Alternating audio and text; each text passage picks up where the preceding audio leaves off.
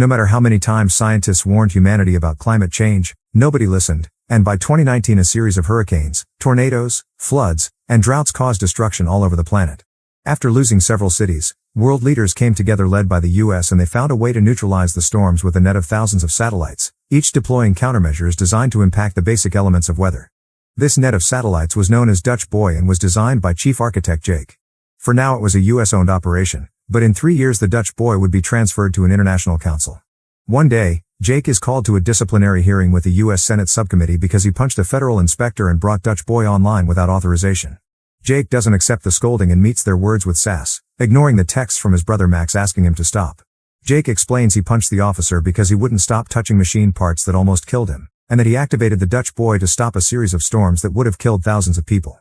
The Senate doesn't care, they just want Jake to be obedient, so they decide they'll send new staff to the station to keep an eye on things and that Jake will have to fire some of the old team members.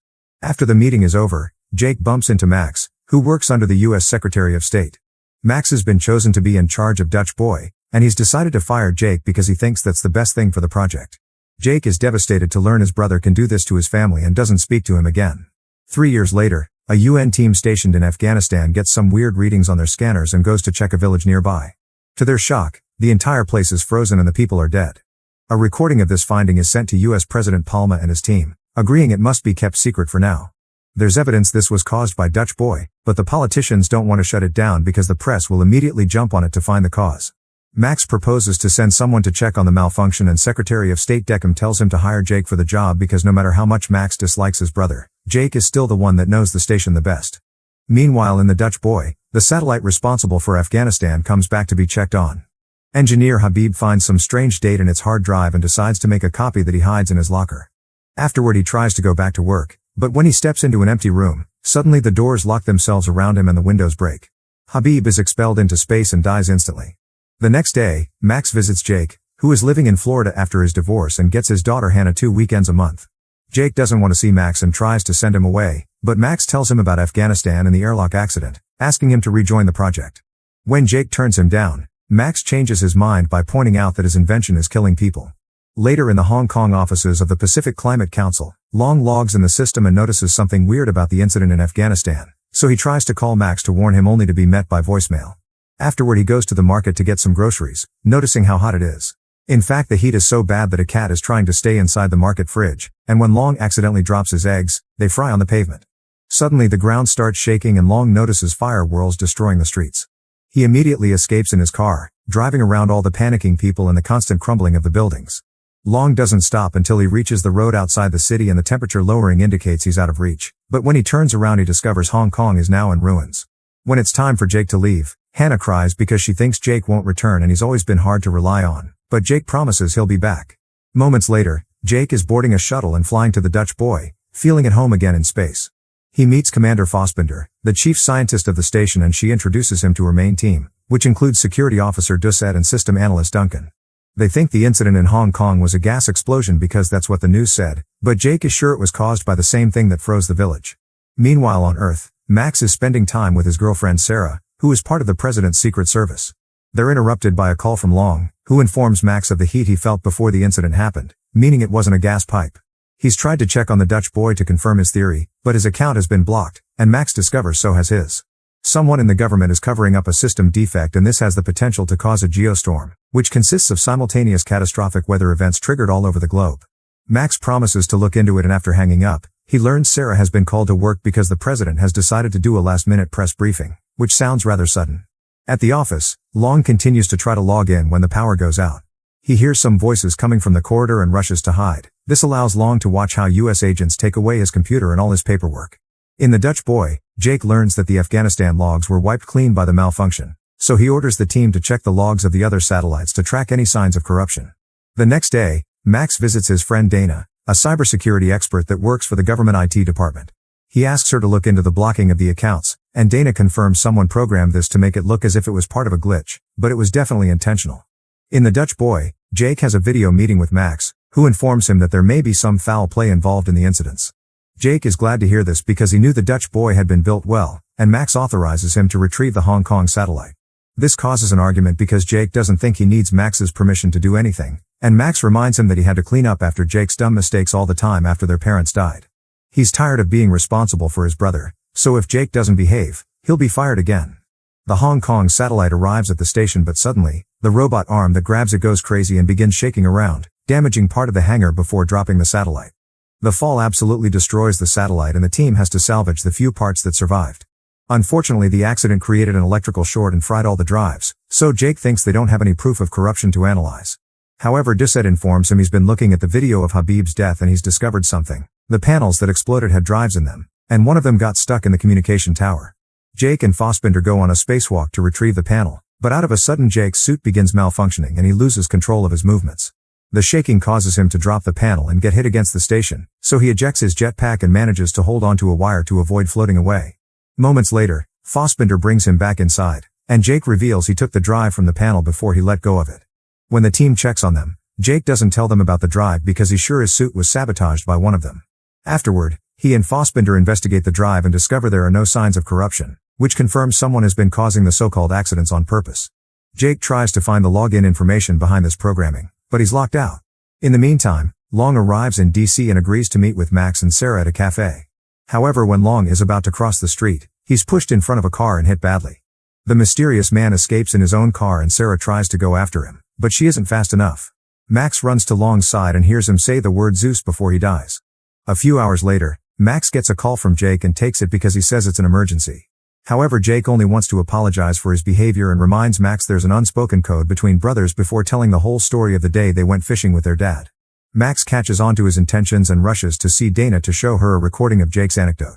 Dana doesn't understand how it's an emergency and Max explains they never went fishing as kids, meaning Jake is trying to pass a message in code because he thinks he's being spied on. Max gives Dana the code they used as kids, and Dana puts together different minutes from the video to create the real message. Proof of sabotage at the highest level of government. Trust no one. Next, Max asks Dana to look into Project Zeus, and Dana finds a file that is double encrypted in a White House security network, which isn't hackable. She needs the right credentials to break it. Moments later, Sarah returns home and sees signs someone has broken in. She takes out her gun only to discover it's Max and Dana, who don't want anyone to know they're there. Max asks Sarah for her credentials to steal the information, and at first Sarah refuses because it would be breaking her oath, but she changes her mind when Max points out that if he's asking for something so serious it's because it's extremely important. Back to the Dutch boy, Jake and Fassbinder check the security cameras and discover Habib hid something in his locker. However, when they check it out, they find the locker empty. Suddenly Doucet appears pointing his gun at them, and since he doesn't immediately kill them, Jake understands Doucet wants to find out who killed Habib too. After confirming they're all on the same side, Doucet confesses Habib's things are in a different locker. He explains he saw the security cameras too and said nothing because he thought the criminal would reveal themselves by coming to destroy the items. The trio opens the right locker and finds the copy of the drive, which reveals someone has put a virus in the station's system. Meanwhile, Sarah gives Dana her login information, allowing her to find the files on Project Zeus. She finds a series of simulations that end with geostorms, and Max realizes someone used those simulations to make the storms happen for real. Afterward, Max has a video call with Jake to inform him someone is weaponizing the Dutch boy to attack specific cities, and Jake confirms they're doing it through the virus. He wants to shut down the Dutch boy temporarily, that way a reboot can flush out the virus. Max authorizes it, but there's a slight problem. The only one that has the kill codes is the president, and Jake doesn't trust Palma. Only someone with power can block their accounts, and it's no coincidence that in 3 weeks the US must hand control of Dutch boy to the International Council. Max asks Jake to keep an eye on the satellites while he finds a way to obtain the kill codes. A few hours later, President Palma is heading to Orlando for a national convention. Max approaches Sarah in secret and convinces her the conspiracy is real, so she must help him steal the codes. To get on the plane too, Max tells his bosses he's going to see his dad who lives in Florida. At that moment, the Dutch boy receives warning messages indicating 200 satellites are malfunctioning, most of them nearing critical. The consequences are soon seen on Earth. A massive hailstorm begins hitting Tokyo, and an offshore cold snap takes out half of Rio de Janeiro. Since he still can't shut down the station, Jake decides to launch the spare satellites to replace the ones causing destruction all over the world. They manage to replace the one in Rio de Janeiro before the rest of the city comes down too, but at that moment another alert comes in. A geostorm is starting. On Earth, Max sees the news of the disaster and gets the alert on his tablet too, discovering the storm is coming to Florida next. Deckham approaches him to point out he knows Max's dad is dead and demands to know the truth. Max tells him the president is behind an incoming geostorm, but Deckham has bad news. They can't get the codes from Palma because the president himself is the code. They need his fingerprints and his eyes to activate the shutdown, so they have no choice but to try to reason with him. At that moment, the Dutch boy crew is shocked to discover the station has initiated the self-destruct sequence on its own. They try to override the command but they're locked out by the system, and Jake realizes the only one with the knowledge to do this is Duncan. As the station begins exploding one area at a time, Jake tells the crew to evacuate before going to confront Duncan. He finds him still on the computers and begins beating him up, but Duncan has a gun hidden under his desk and uses it to get Jake off him. Then Duncan admits he did put the virus in the system, and that he accepted the corrupt payment from the government because his software engineer salary is laughable. He also confesses he wants to watch the world burn. Jake moves quickly to disarm Duncan and beat him up again, but Duncan retrieves the gun and in the struggle, he accidentally shoots at a window. Immediately Jake runs into another room and locks the door while Duncan is ejected into space. Back in Florida, Deckham takes Max into a special room saying they'll talk to the president there, but it's all a trap. It turns out Deckham is the actual bad guy and the president knows nothing, so he tries to shoot Max for knowing too much. Max manages to escape through a back door and meets with Sarah, letting her know that a storm will kill everyone here, meaning Deckham will get rid of all the presidential candidates in one go. He gave Max control of the Dutch boy and told him to hire Jake on purpose, thinking the brothers' constant fighting would stop them from seeing the truth. Their only solution is to kidnap the president, so Max goes to get a car ready while Sarah shoots in the air, pretending she saw someone in the public about to shoot Palma. Emergency protocols are put into place while Sarah and another bodyguard escort the president, but as soon as they're alone in a corridor, Sarah knocks out the bodyguard and makes Palma come with her to a self-driving car Max hijacked. While everyone in the station evacuates, the Geostorm hits Earth. Tornadoes appear in Mumbai, a major heatwave strikes Moscow, and a mega tsunami slams into Dubai.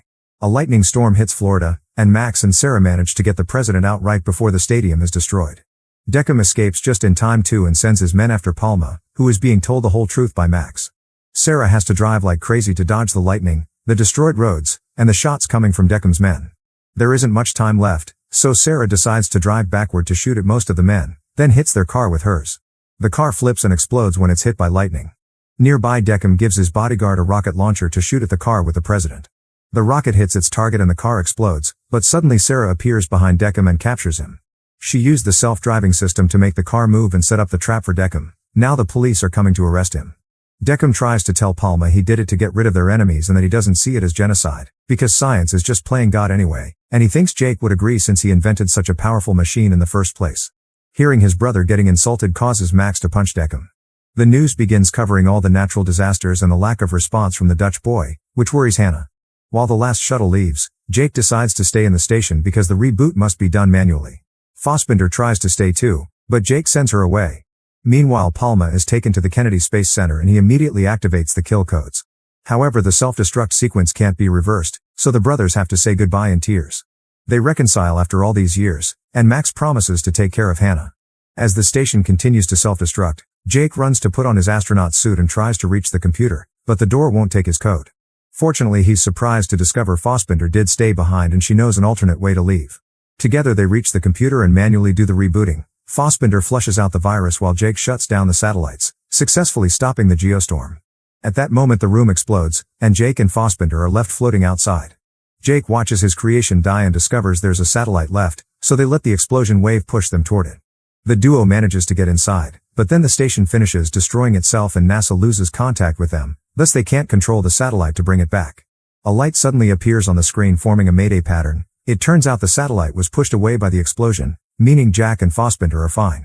One of the evacuation shuttles goes back to pick them up, and a few hours later, everyone is safely back on Earth. Max reunites with Jake and they have their first hug in years. 6 months later, Jake, Max, and Hannah go fishing and find it boring, finally understanding why the siblings' dad never took them in the first place. Jake will return to space in a week to build a new station and wants a last happy moment with his family, but he promises he'll be back.